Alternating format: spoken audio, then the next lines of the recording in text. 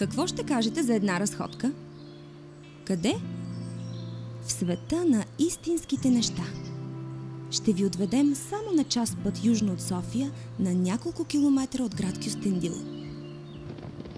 Да пояздите, да походите или пък просто да помързелувате. Вие решавате. В сърцето на Конявската планина е скрито истинско съкровище. Докоснете се до магията на планината, подарете си мечтаната почивка, потопете се в приказката на Ранчо Бандера.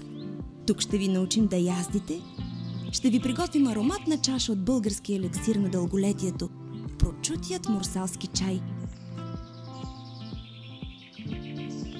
Ще ви запознаем с магията на натуралните млечни продукти, с марката свежест, а защо не и с най-важната част от нашето свежо семейство.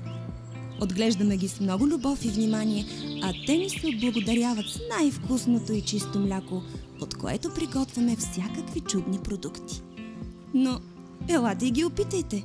Станете част от нашата приказка. И внимавайте! Има опасност от пристрастяване.